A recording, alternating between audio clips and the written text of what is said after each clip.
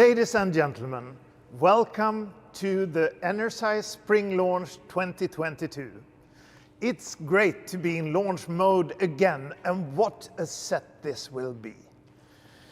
Oh, there are so many guests, so many stories, and so much we need to cover. We will visit North America, we will visit North Africa, we will also travel to India and to Germany. And of course, we will have experts and true thought leaders also from Sweden. And it will all be focused on the energy gains available in compressed air. The magic world of compressed air doesn't seem to have enough of surprises and making me continuously happy. And most important of all, it does contain a great opportunity for savings. So let's start unlocking those savings as optimizing compressed air improves our climate. But first, I must reveal kind of an embarrassing secret I've been carrying around. When I was young, I worked shift at the local paper mill where I was brought up. And sometimes the task was to work in a very warm area underneath the machine.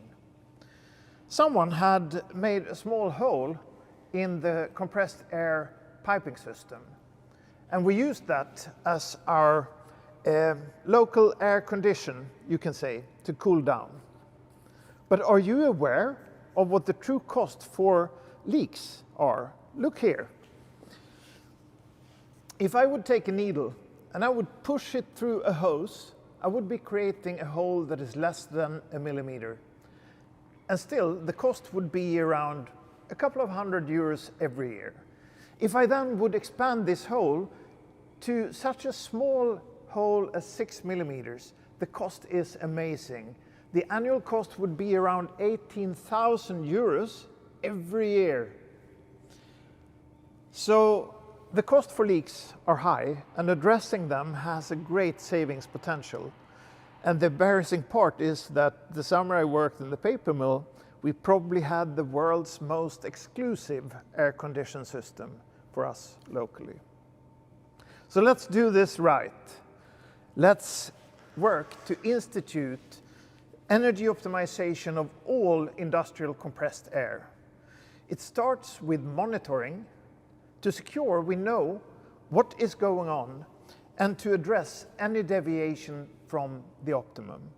To measure is to know, and if you can't measure it, you can't improve it. Enersize is all about measurement and action. So let's start the show, and let us now introduce to you the CEO of Enersize, Mr. Anders Sjögren. So great to see you here, Anders. So good to be here, Anders.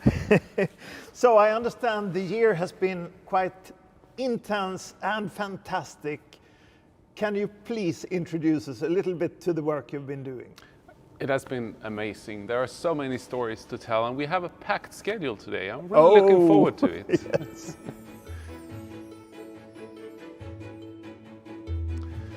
For those of you that don't know me, I'm a physicist. And probably you can call me also a bit of a technical nerd.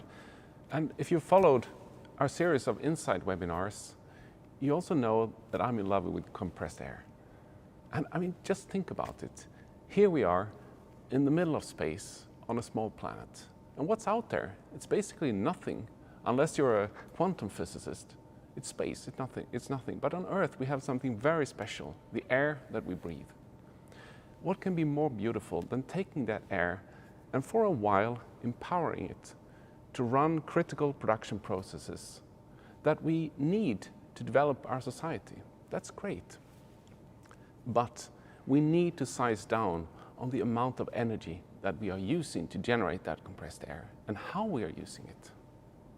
So today I'll talk a little bit about the highlights from last launch and what we have done this year. But I'll also talk more about what Enersize really is about.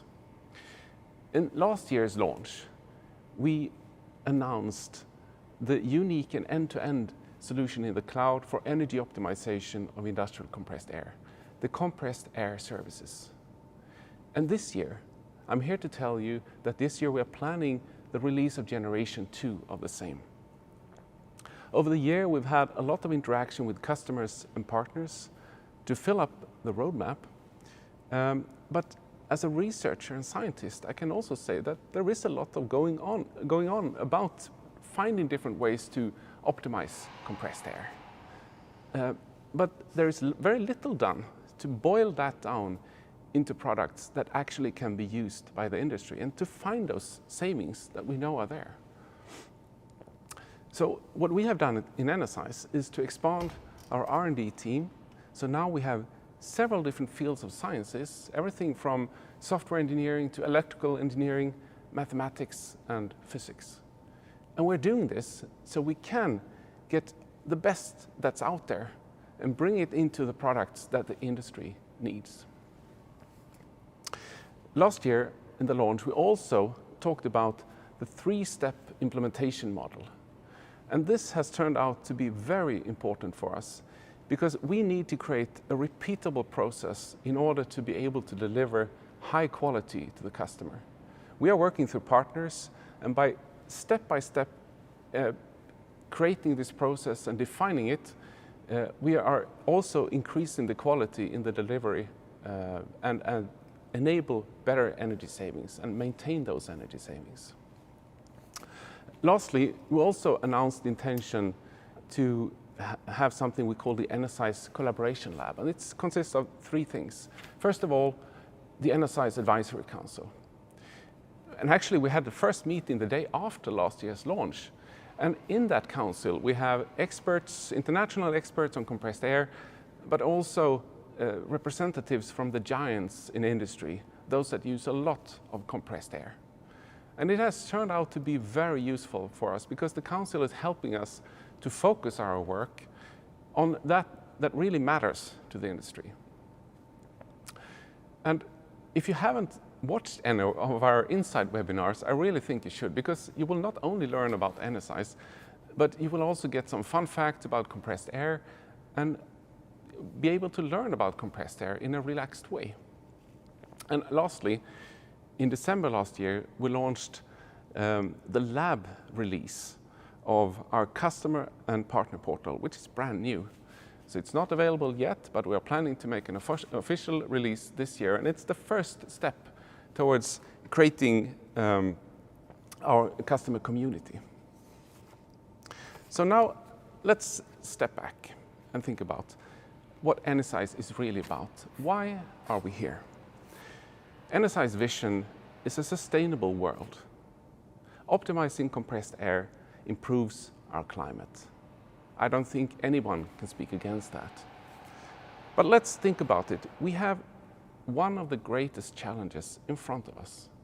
We need to reach net zero carbon emissions by 2050. How are we going to do that? Well, and what does that mean? I mean, on one hand, we cannot emit too much carbon dioxide, for instance.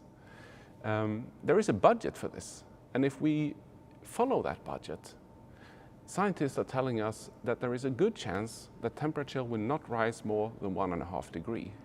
There is no guarantee, but that's the way we have to do it. And how does that relate to compressed air then? Well, compressed air is generated by compressors, and the compressors are driven by electrical motors that consume electrical power. So we turn to the International Energy Agency. They have created a plan for this to reach net zero in 2050. And if you follow the blue line, you can see how the world's carbon intensity for generating electricity has to go down. It's almost linear from now until 2050. But of course, that's not enough. We also have to be very careful about how we use energy and utilize all the energy savings that we can find out there. So in 2020, actually, the global industry consumed 1,000 terawatt hours to generate compressed air. Just think about it, that's a lot. And if we look at the trends that we have right now, that energy will triple by 2050. And you don't have to be a scientist to realize that that's not a great idea. We have to do something about it. So what scientists are also telling us is that there is about 50% savings to be had in the compressed air systems that we have out there in the world right now. But how can we reach those savings? Well, let's look at the life cycle cost of a compressed air system. It consists of three things. We have energy, we have investments, and we have maintenance. Investments, there we have all the stakeholders involved that needs to be involved. Everything from the production manager, maintenance manager, facility manager, finance department, and in smaller organizations you will find the management team or even the CEO involved for buying those compressors. The industry has well thought out processes to handle maintenance, and the maintenance manager is on top of that. But who is responsible for the energy that the compressed air system is consuming? And why is it so hard to pay a bill for work to energy optimize compressed air? Well, there's of course lots of answers to that, but what we can do in Enersize is to create products and services that are easy to use and basically are impossible to say no to. And that's what we are doing here. So I don't think anybody can question Energize's mission to become a global champion in energy efficiency software for compressed air. There is a huge need. So what is so smart with what we are doing at Energize? Well, to begin with, we are centralizing the services in the cloud, meaning that we can have scientists and experts to contribute and have a look at all the data that's coming in and create algorithms and analysis and all the things that we need to be able to find those savings and maintain them. And with time, develop even better algorithms, even find new kinds of savings. So this is essential, but also the fact that this kind of service can gather huge amounts of data. And now I'm not talking just about what you would think, like power of the compressor, flow in the pipes, pressure. I'm talking about everything that is connected to the compressed air system. Everything from valves to cylinders to machines, anything that uses compressed air. What happens when we take all that data and feed into the software and put it in the hands of the scientists? Well, I can tell you, we probably don't know. But for sure, there will be opportunities for new types of energy savings that we don't even know about today. And of course, artificial intelligence is an important method here to use for that kind of analysis. Finally, the scalability is of course crucial. We in Energize can never reach out to the global society and all the different industries out there using compressed air unless we have the partners we are working with. The partners, they use the know-how that we have gathered, they use the tools in the cloud, but they are the feet on the ground and they are the people that actually deliver the energy savings to the end customers. So, in the grand scheme of digitalization of industry, of course, Energize is a very small player. And we need to work with interoperability and be able to interface with all kinds of different software out there, like ERP systems or maintenance systems, anything that we need to exchange data with to build a really good service for the industry. So, join us as a customer or partner and help us to bring a little bit more energy efficiency to the world. Well, thank you, Anders. You have really managed to do a lot during the second year of pandemic. Indeed. And maybe the pandemic has helped us to do more when it comes to development and research and get time for that, since there has still been restrictions out there in society and we have had hard times visiting customers live. I believe that we have seen quite a change in the way companies and organizations are setting up sustainability related targets. And they also start to measure and communicate how well they are facing these objectives. Many companies have established, for instance, year-over-year energy savings objectives. And as far as I can understand, the only way to get there is to measure and to act. We will soon meet Sigma, our partner, who are working with us on developing a new gateway for Internet of Things, making it possible with pain-free monitoring of the compressed air system. But first, I will introduce you to Sophie Engel from our partner Momentum. And Sophie, she will introduce us to the European Union's new taxonomy. It's a truly ambitious project, and it's much more interesting than I ever knew. So let's see if we can get hold of Sophie. Okay, our next guest is Sophie Engel from our partner Momentum. And Sophie will talk about the European Union's taxonomy. It's quite mind-blowing, so I'm looking forward to this. How are you, Sophie? Hello. Hello, Anders. I'm fine, thank you. How are you? I am excellent. We are in launch mode. So let's hear about the European taxonomy. Yes, my name is Sophie Engel. I'm environmental manager at Momentum Industrial. Our mission is Together for a Sustainable Industry. And today, I'm here to introduce you to the EU taxonomy. The EU taxonomy is a new EU legislation that came into force this year. It affects a lot of companies all around Europe, and I hope this presentation gives you a brief introduction to the regulations. But first, what is the problem? The problem is that there has been no definition of what is sustainable, no common language, no currency, no common unit, and everyone has been able to call basically everything sustainable. It's been impossible to compare different sustainable alternatives.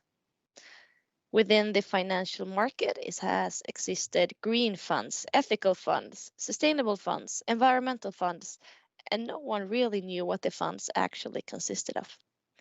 So the financial market initiated the EU taxonomy. Today, it includes way more than just the financial market. So how does it work? The taxonomy was created along with the Paris Agreement of 2015, where a set of environmental goals was established. And to be able to reach those goals, EU decided that capital has to be directed to the activities that enables the goals to be fulfilled, instead of capital flowing to unsustainable activities. So the taxonomy is basically a lexicon. Individual sectors, industries, and economic activities is listed together with a threshold value that describes what is required to be in line with the taxonomy, and therefore what is required for you to contribute to the environmental goals. If you are in line with the taxonomy, you can describe your business as sustainable. If you're not in line, you should not describe your business as sustainable. That would be greenwashing. For some companies, it's a legal requirement to report, but for many, many companies, the taxonomy will instead be the norm. If you are classified as sustainable, a number of possibilities occur. First, investors will be able to include your company in their sustainable financial products. Second, you can communicate your sustainability to customers, employers, suppliers, owners, the general public, and so on. Third, you will be able to compare yourself to your competitors, and you will be able to assess your suppliers in the value chain. And you will have facts, actual facts to work with to develop your sustainability work. So for example, you're a manufacturer of steel. You have a threshold value to relate to, but that's not all. Besides the threshold criteria, you have two more criteria. First, you cannot perform activities that is harmful to any of the EU environmental goals. That is called the do no significant harm criteria. And you also have to live up to the lowest social safeguard criteria. But let's say you live up to those two criteria, but not the CO2 threshold. Then you have to ask yourself a few key questions. Number one, what is the driver of my CO2 emissions in the process? Number two, how do I reduce my CO2 emissions? And number three, can I reduce my CO2 emissions to the point of being in line or below the threshold value? So if you're a manufacturer of steel, what creates CO2 emissions? For example, energy. Energy demand is a driver of CO2 emissions. So how do I lower my energy demand? Well, maybe Enersize have a few ideas about that. In practice, this means that companies can be classified as sustainable or not, depending on what activities a company perform. This means that investments may be directed to the companies that are classified as sustainable. This in turn means that companies may want to restructure their operations or activities to be classified as sustainable. And this means that companies need to know what lies behind their classification and what they need to do to change an unwanted classification. Companies need knowledge. And they need knowledge now, because this is live and kicking. And the first reporting requirement was already in January 2022, and it's being extended to complete reporting already in January 2023. And that's it. Thank you for the attention. Thank you so much, Sophie. I think this is very, very interesting and mind-blowing, because it means, if I understand it correctly, that a company that have activities can only declare an activity as black or white. You can't be 70% sustainable. You are either in or out. Is that correct? That's correct. Each activity can either be sustainable or not, but a company can have different activities, like you said. And if I read that correct, it means that if Momentum and Enersize do our job well regarding energy optimization of compressed air, we can actually help organizations and companies move from black to white to go over the tipping point where the energy reduction motivates a CO2 reduction that makes you sustainable. Is that also correct? That's correct. If energy is the driver of CO2 and CO2 is the threshold, then we can help. Fantastic. Thank you again. I will now hand over to Anders and we will move on in the show. Bye-bye. Anders, what are you going to talk about? Well, as you know, our solution is built on capturing lots of data from the compressed air systems. Absolutely. Okay. And so we built this partnership with Sigma Industry Solutions, and we're building together a state-of-the-art solution for capturing data and using IoT. This will give us lots of flexibility to work in the digital landscape in the industry to capture data from OT and IT environments. We're running right now customer pilots, but we're planning a release to a wider audience this year. So I'm going to call my friend and colleague Magnus Ganthe at Sigma so we can talk about some important topics relating to this IoT solution that we're building. Hello Magnus, tell us what you're doing at Sigma. Sigma Industry Solutions, we are an automation and a digitalization company. We're part of the Sigma Group with some 5,000 employees. Our main focus is projects within process, utilities and manufacturing industries. As a complement, we also have a number of maintenance agreements in place. Yeah, it's great working with you, but what is it that makes getting data from compressed air systems so hard?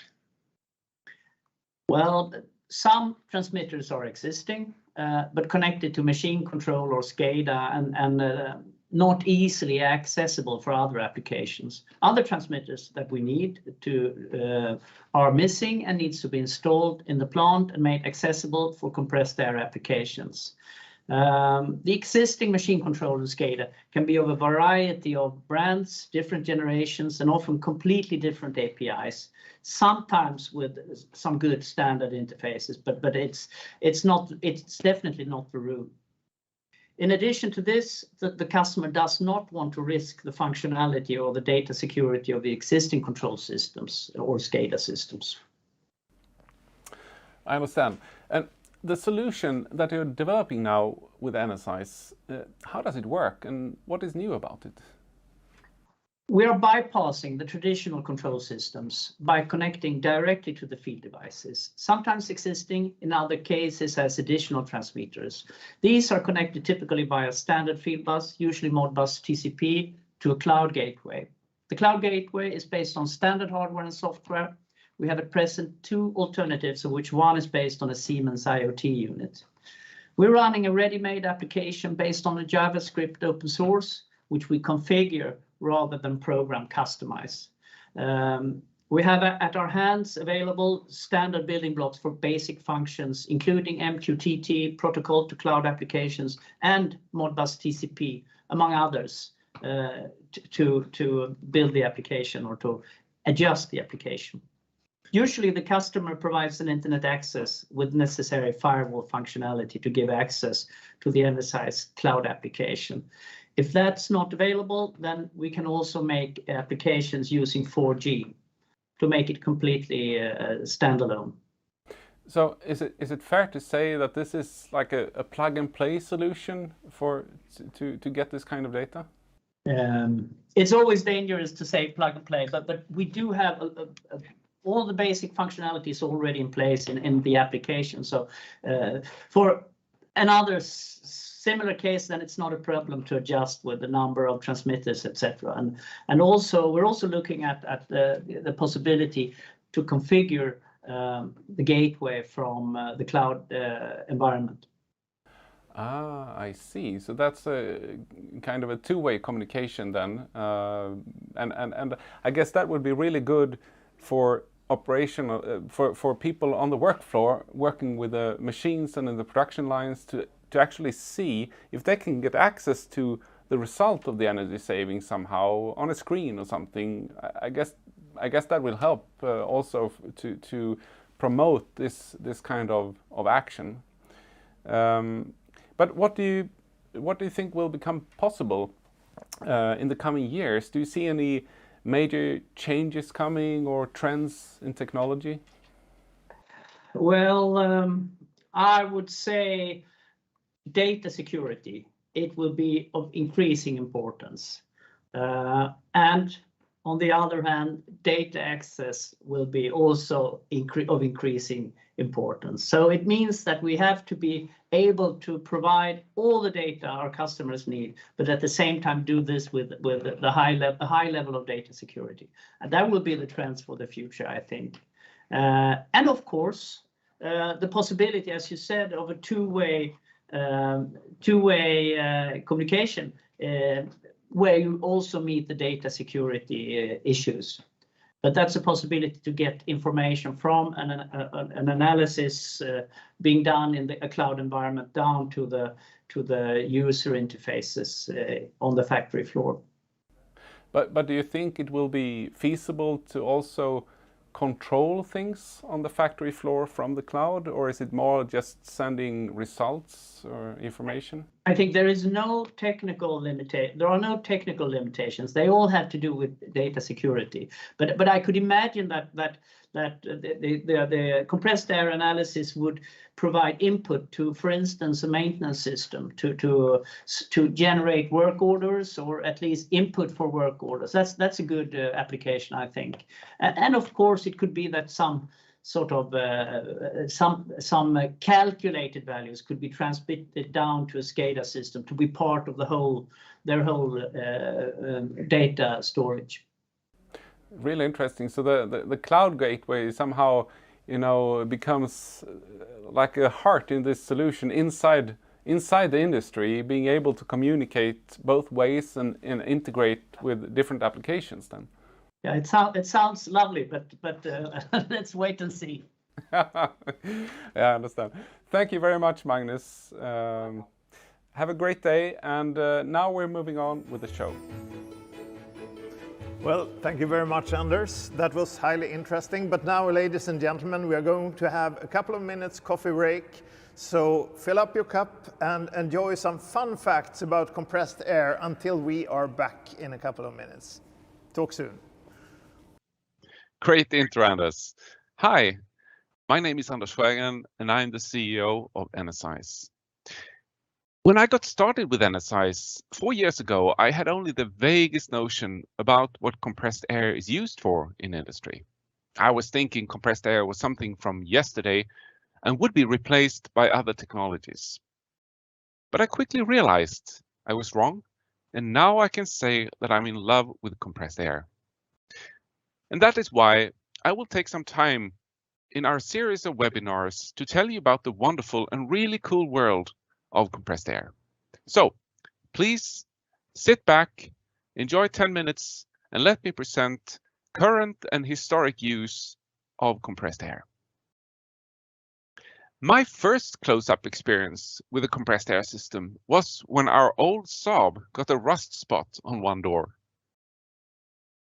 My crafty father-in-law happens to be an expert car mechanic, and in his garage he had a large compressor with a buffer tank that originated from a cement factory. The compressor looks dangerous and is driven by a powerful three-phase motor that makes a terrible noise. I was amazed. Why use such large and noisy machine for sandblasting and painting? Running the compressor uses a lot of electrical energy.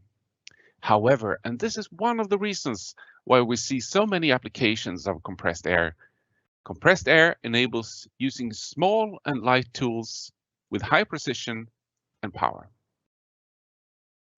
Before I share some insights into how compressed air can be used, I want to bring you down to the tiniest details, the air molecules. Air in the Earth's atmosphere is a mixture of different gas molecules. I'm sure you've heard that. Mostly nitrogen molecules, but 1/5 is actually oxygen. The molecules move around really fast, and they have an average speed of roughly 300 meters per second, about the speed of sound, but they bump into each other all the time.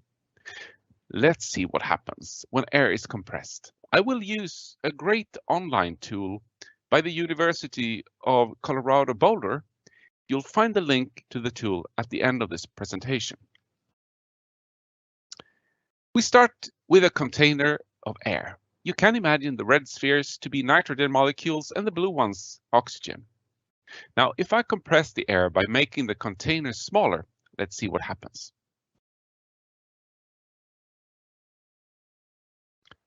You see that the molecules bounce more often, and this means that the pressure is rising.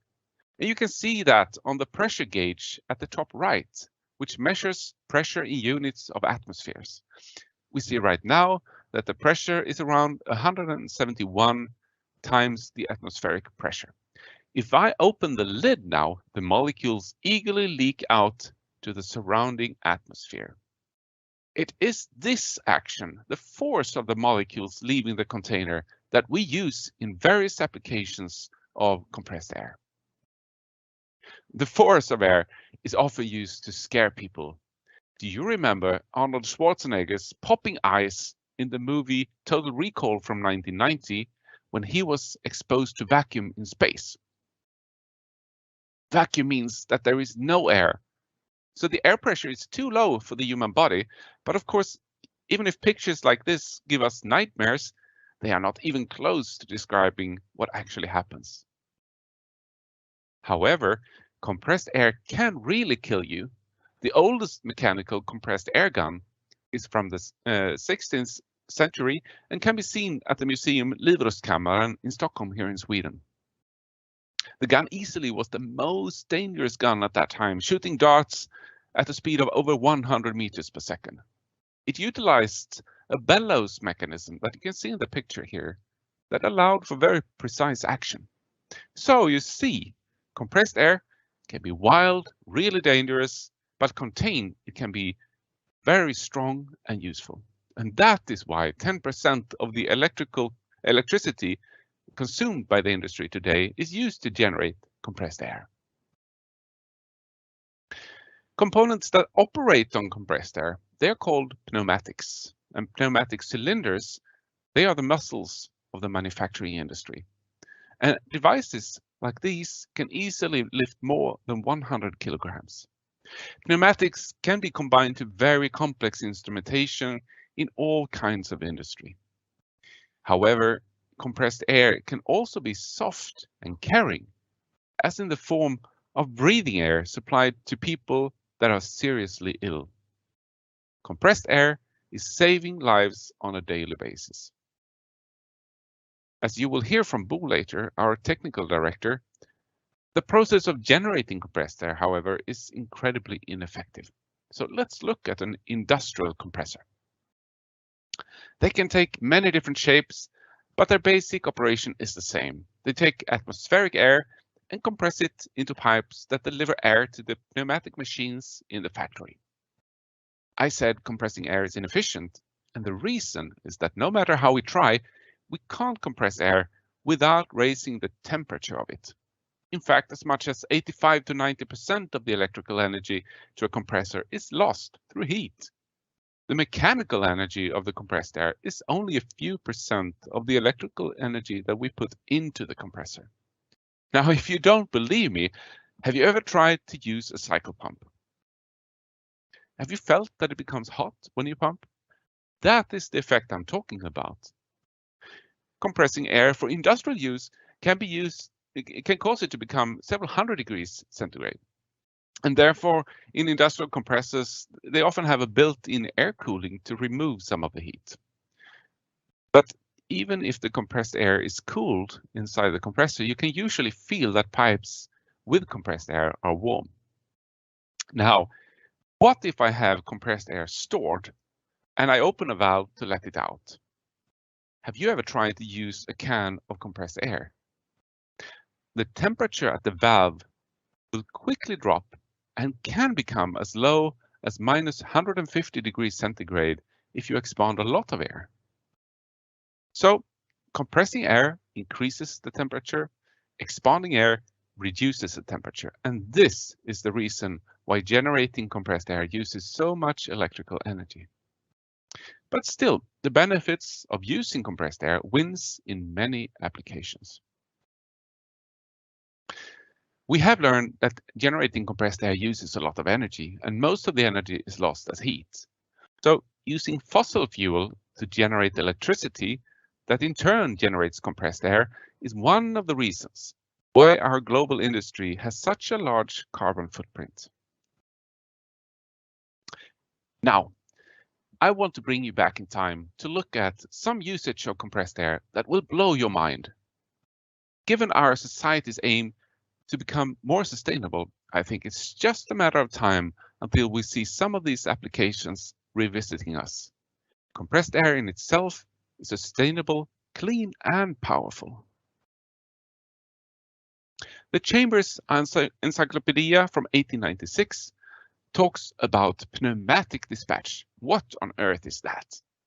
Well, you see these systems in operations today as well, often in hospitals, where they need to send blood and tissue samples with great speed. You simply put what you want to send in a capsule that is inserted into a pipe, and the capsule is pushed by means of compressed air.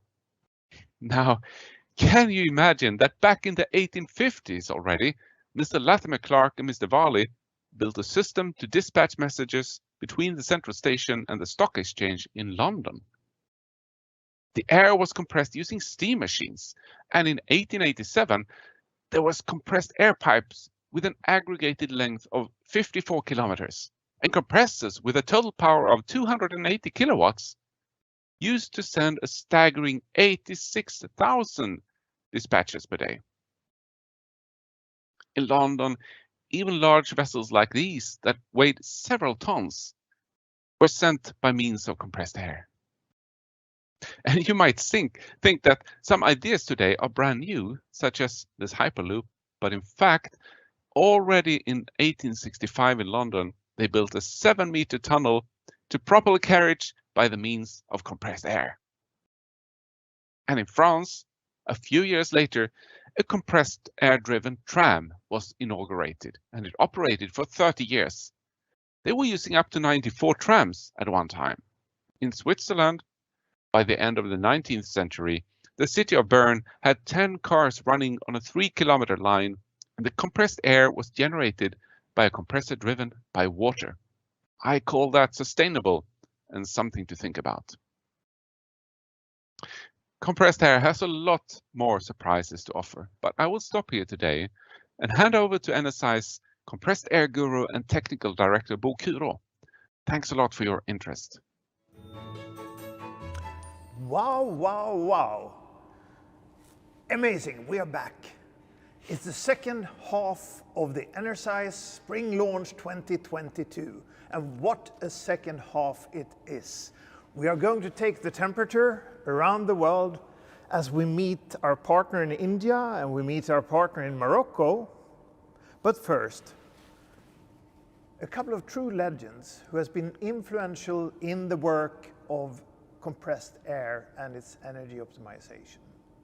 I have the pleasure of introducing Compressed Air Challenge, which is initiated by the US Department of Energy in their ambition to deliver energy optimization of industrial compressed air.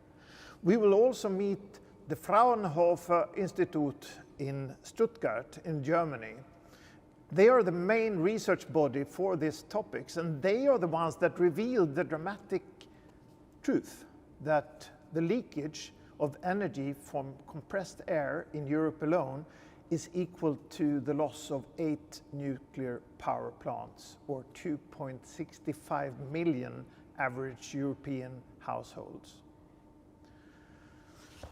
But now, let's go to meet our first spokesperson, Mr. Ron Marshall in Canada.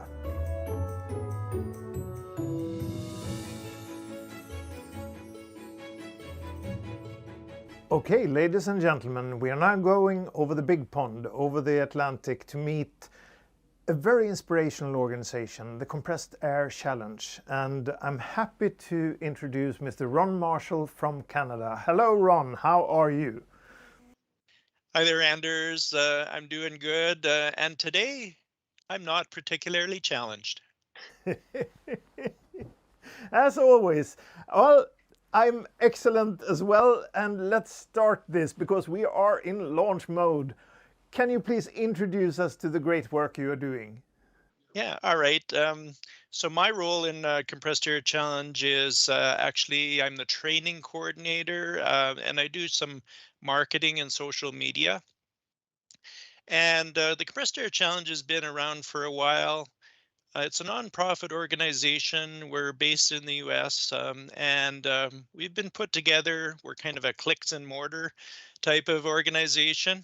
Um, and we're representing a whole list of different stakeholders in the industry, industrial users, manufacturers, distributors, consultants like me, energy research development agencies, energy efficiency organizations, the US DOE, of course, and utilities. And in my former life, I worked for a utility, and I used the services of Compressed Air Challenge in my efforts.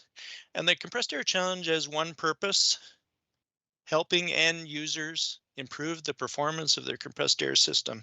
And notice it doesn't really specify efficiency, energy efficiency, it says performance. Now, a long time ago, when I was just a young lad, the Compressed Air Challenge was established, and through my when I was working for the utility, I was part of that, but just very, very minor part. 1997, that's when the US DOE Motor Challenge, and Motor Challenge, that's how the Compressed Air Challenge got its challenge name. They identified 10% of all industrial load was motors driving air compressors. And they did further studies and found that just with low cost, no cost measures, you could get about 10 to 30% savings. And they found that the barrier to implementation of these measures to get the savings was lack of awareness. So they decided some sort of awareness training was necessary in the field of compressed air. There were some founding goals put together, and Compressed Air Challenge, or the organization, the group that was putting together the challenge, decided they wanted to increase the reliability and quality of industrial processes. That's pretty. That's a magnet to the end users, right, to benefit their systems, and they wanted to reduce plant operating costs, specifically electrical, but not confined to electrical. And they wanted to expand the market for compressed air services like energy auditing, things like that. And they wanted our efforts to save 10% of the current motor load connected to air compressors. That represented about 2.7 billion kilowatt hours nationally in 1998. Good. And the mission, we established some founding goals. The mission was to promote energy and operational efficiency in compressed air systems for industry through information and training. So that's what we're all about, information and training. And we wanted to lead users to adopt efficient practices and technologies while leveraging collaborative cooperation among key stakeholders. And we wanted to, and this was revised a little bit later than 1997, wanted to be a global leader in developing and disseminating this knowledge. So that means worldwide, right? At present, we're mostly in the United States, Canada, and Mexico. Uh, Promoting these trainings, but we have had some trainings across the world, various points like India, Australia, various places like that. So we have a portfolio of product neutral trainings, and there's been some studies done. We had some studies done. US DOE showed that 76% of end users that attended our trainings made improvements to their air system. And they estimated roughly about 150 megawatt hours a year as a result of this new awareness, or for the average user, about 7.5% of the baseline before they took the training. And we found too that the training program was cost effective. So we calculated the average cost of somebody attending the training, all their expenses, compared to what they benefited, say energy savings, and it worked out to about $82 in benefits, energy benefits, for every dollar spent on training. So that's a pretty good investment for people. And we found that there's a triple win, right? Triple win where the customer gets a better system and lower costs if they implement the things that are talked about in the training. The compressed air vendors get higher sales, and the utility and energy organization get results of their programs. So that's why organizations like that would want to promote this training and perhaps host the training.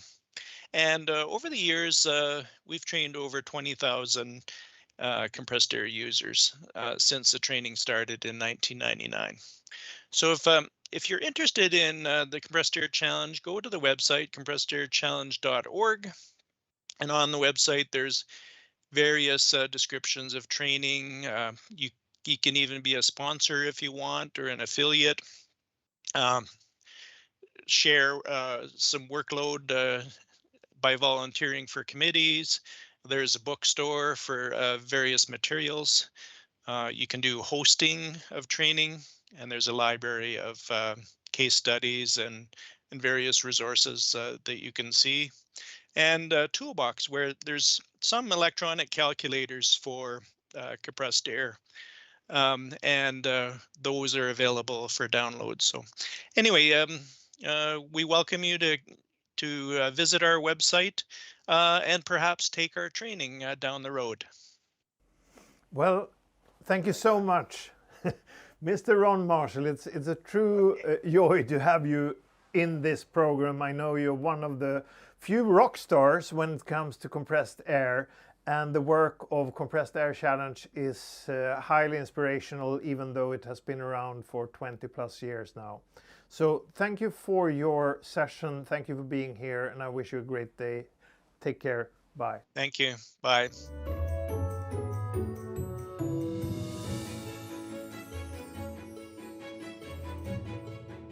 So, ladies and gentlemen, we are now going to the beautiful country of Germany, where we are meeting Fraunhofer Institute in Stuttgart and their representative Dennis Bauer. Hello, Dennis. How are you? Hello, Anders. Thank you. I'm really good, and it's really nice to be here today. Thank you. It's excellent to have you as a guest. I am so much looking forward to this conversation, and I'm very, very impressed with Fraunhofer. Can you please introduce us a little bit to the organization you are in? I'm happy to do so. Well, Fraunhofer is not that new. Fraunhofer was already founded in 1949, so immediately after the Second World War. And it's one of the biggest research organizations actually in Europe. Fraunhofer has more than 30,000 employees. But the structure is sometimes quite complex to understand because there's not a single Fraunhofer Institute. There are more than 70 Fraunhofer Institutes, and every institute is focusing on a different topic. I'm with Fraunhofer Institute for Manufacturing, Engineering and Automation, which is, like you said, located in the south of Germany in Stuttgart, which is well known for its car manufacturers, but should also be known for its research. We are doing research on a lot of different topics in the area of industrial manufacturing. And the department and the group where I'm located is focusing on energy systems in factories. So we're doing research and development on like power grids in factories, heat and cooling grids in factories, compressed air systems, hydrogen systems, and especially also energy data analytics to use data to optimize all these energy carriers inside a factory. That's fantastic. And I've had the pleasure of reading some of the work you have been doing, and it has really been impacting the understanding of the energy savings potential in compressed air. Of course, that is where we are focusing. But can you tell me a little bit about the work you are doing today in Fraunhofer and in your specific area of expertise? Yes, I will definitely do. Well, we have different focus areas where we do research. Like I said, we're looking at different energy carriers like power, heating, cooling, compressed air, hydrogen. So if we're analyzing, planning, optimizing energy systems, usually there is more than one energy carrier to look at. But of course, to do research like that, you need to deep dive into single energy carriers, of course. So we are using our methods on different applications. We are really looking into load forecasting for different energy carriers. We do like benchmarking of energy usage. We are working a lot in sensor intelligence, especially for like flow sensors in compressed air systems or pressure sensors and so on. We are also working a lot in anomaly detection. Again, for a compressed air system, this is, for example, a leakage in the system. And we're also working a lot and not only on making the energy system more efficient, but also making it more flexible. With regard to renewable energies, this is becoming quite important at the moment. So when you say you're looking at the energy system becoming more flexible, what does that include? Well, if you're looking at how power is generated in Germany at the moment, we're close to 40-45% generation by renewable energies. And but traditional energy sources, they're like producing like that. If you need energy, they can produce it. But with the renewable energies, they're more volatile. Sun is not always shining, wind is not always blowing, and so on. So it's more like this. And as a company, you need to react to that, because whenever there's not a lot of renewable energy in the system, prices are very high. So to reduce your prices or the cost you're paying for energy, you definitely need to react to volatile energy supply, and therefore you need to have your system flexible. And there are different ways, different methods, and on how to flexibilize your manufacturing, because you don't want to stop manufacturing goods. You, as a company, you want to make profit. You want to keep up your manufacturing.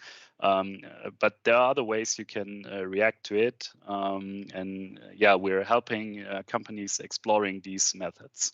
This is super interesting, and I guess this also means that the focus on optimizing the energy that is needed and that is being used will become even more important going forward. And that is, of course, supporting the energy optimization of industrial compressed air. So when you look at the mega trends of compressed air, is there something that you see that is starting to happen? You talked about intelligence and sensors, and we had a conversation with a cylinder manufacturer who is building in intelligence in the cylinders to be able to make them announce when they are losing power, for instance, because they have wear problems and they are leaking. But can you see other areas that would be relevant to compressed air and energy optimization? I would definitely underline what you were saying. And we already touched a couple of points, which I would say are mega trends. One is the big area of reducing carbon footprint. And for me, there are three aspects very relevant to that area. One is the increased use of renewable energy sources, which is not only important for Germany, but for whole Europe and the world. Second one is to be more energy efficient. And in the case of compressed air systems, for me, that means, of course, reduce leakage rate, because up to 30% of the energy loss in compressed air systems is due to leaks.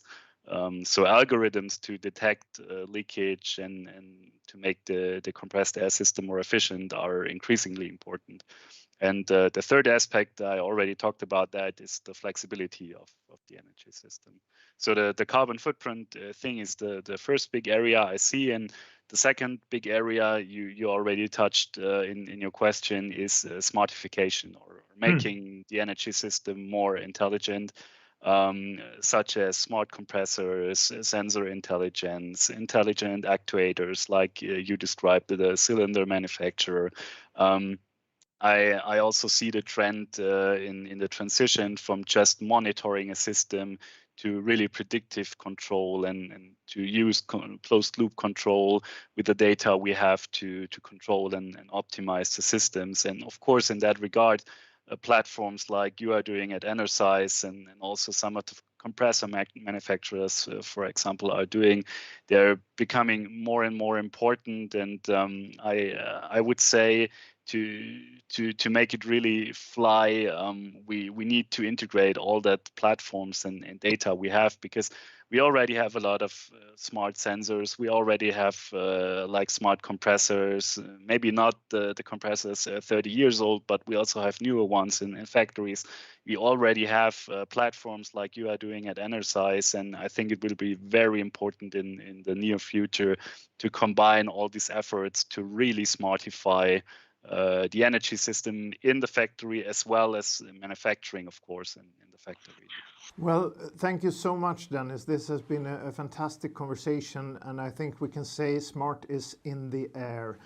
So talk to you soon, and thank you for being here. Take care. Bye. Thank you. Bye, Anders.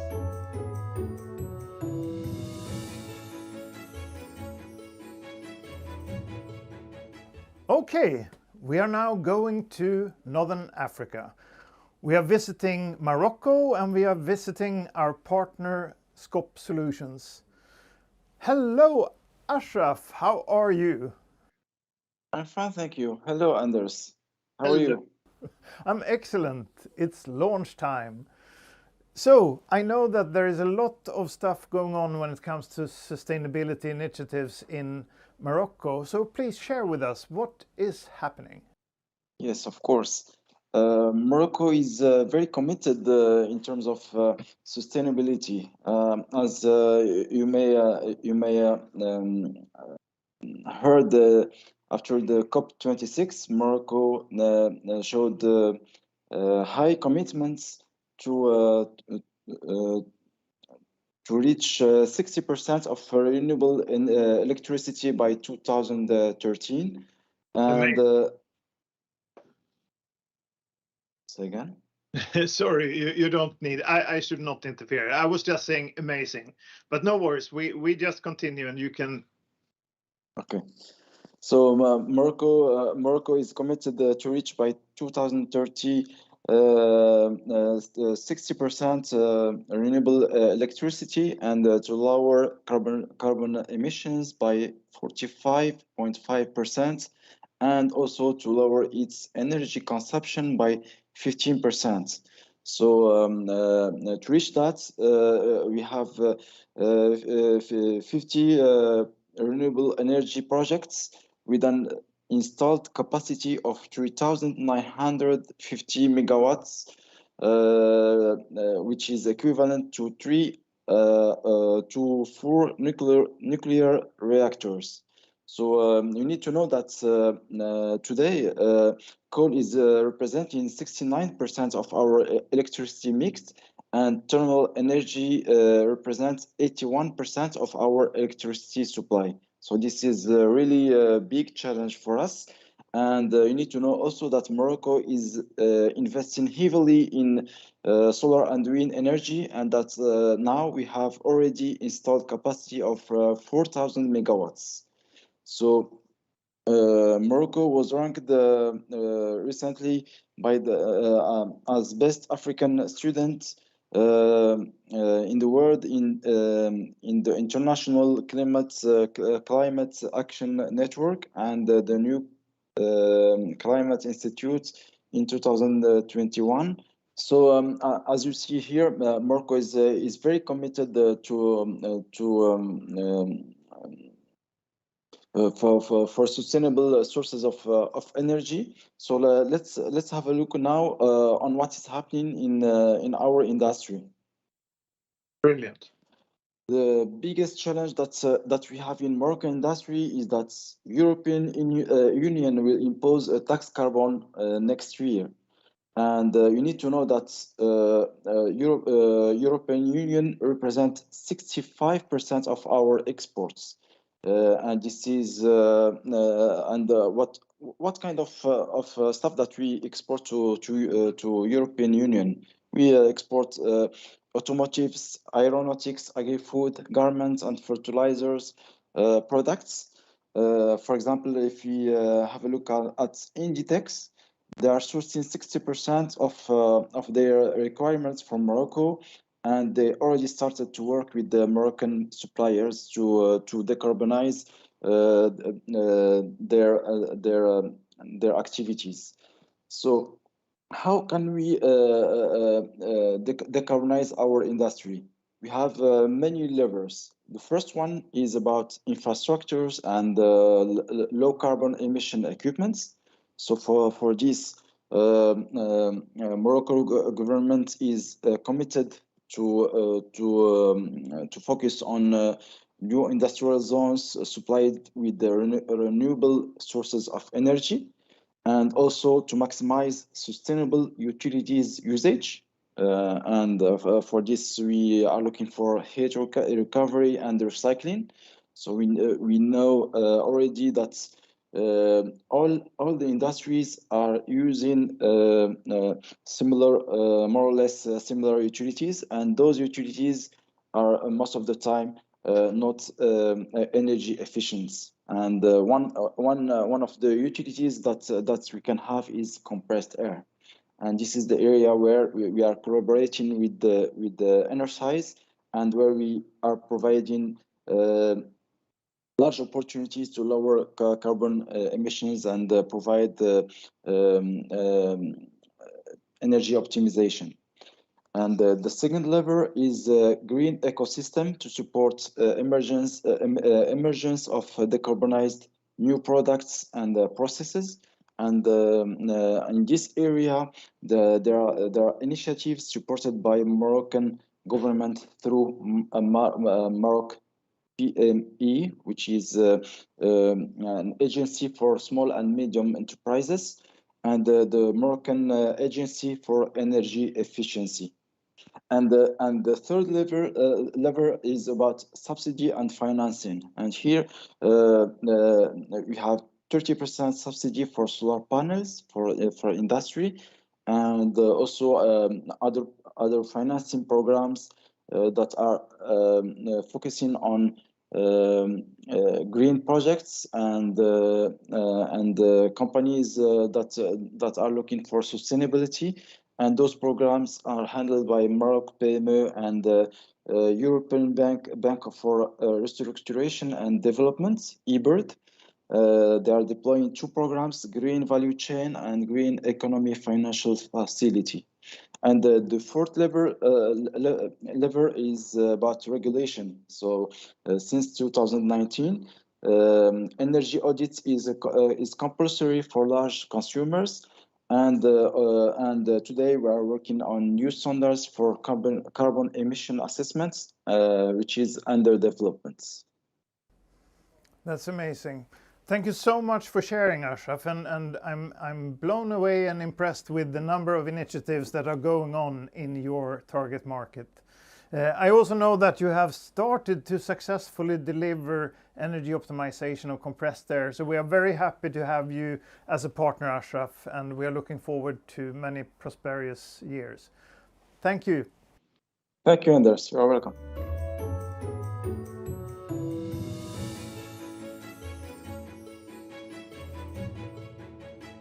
So we are going to India, the grand country of 1 billion people, and we are meeting our partner in India, and I'm saying hello, Shan. How are you? Hi, Anders. Welcome to India. Thank you very much. In the grand country of India, I know that sustainability is a hot topic and energy optimization as well. So please, can you tell us a little bit of what is going on in India as we speak? India is in for a major change. I would say we are going through a spate of changes from the government of India. There is lots of competition opening up across the borders. And at the same time, India is also looking at on one end the growth of industries, where we want to see a GDP growth rate of over 10% on one side. On the other side, we have a huge commitment that India has made in COP26. Our Prime Minister was there in Glasgow, and certain commitments were declared there. 5 major points I thought I could bring to your notice, Anders. And these are: 1, India is targeting to put up a non-fossil fuel energy up to 500 gigawatt by 2030.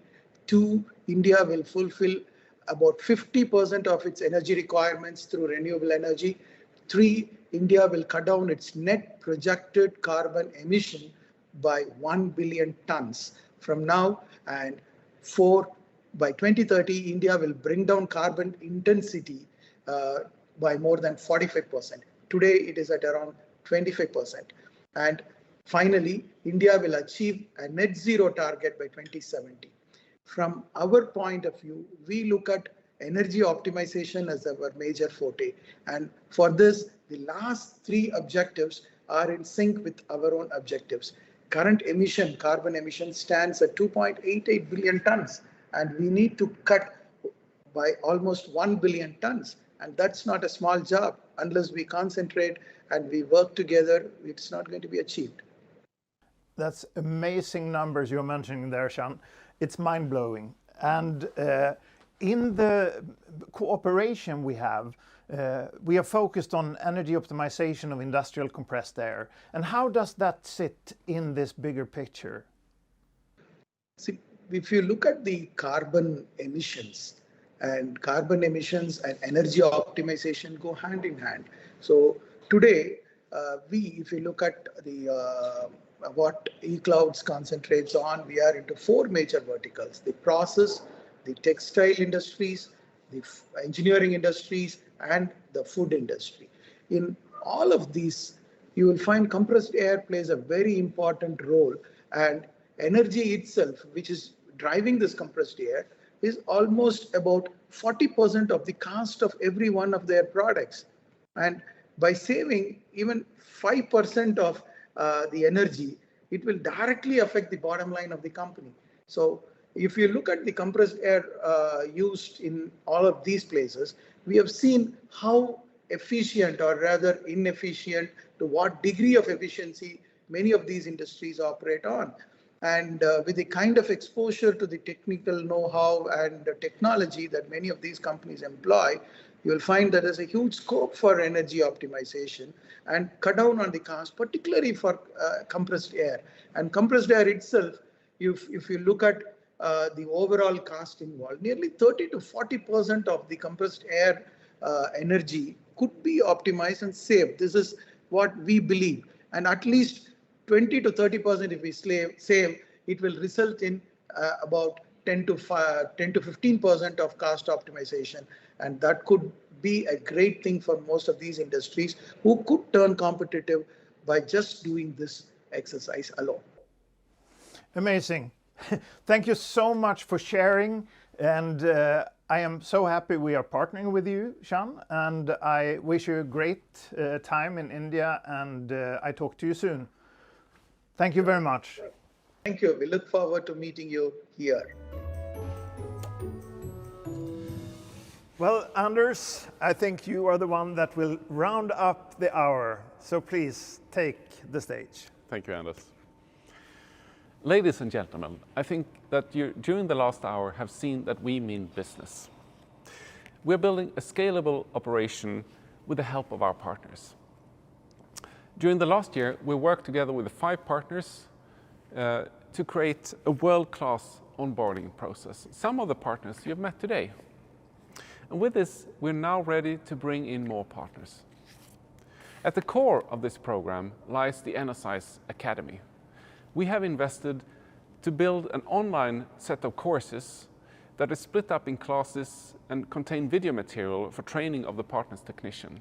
And of course, we have certifications there also, because at the end of the day, this is about to certify that the partner's technician can deliver on finding those energy savings and executing on them for the customer. And with the new partnership model, we look forward to becoming the global champion of energy efficiency software for industrial compressed air. Woohoo! Thank you so much, Anders. Well, ladies and gentlemen, I think that was it. And I am truly thankful for the hour we have been able to spend with you. I wish you a great day, a wonderful week, and a beautiful life. Take care. Bye.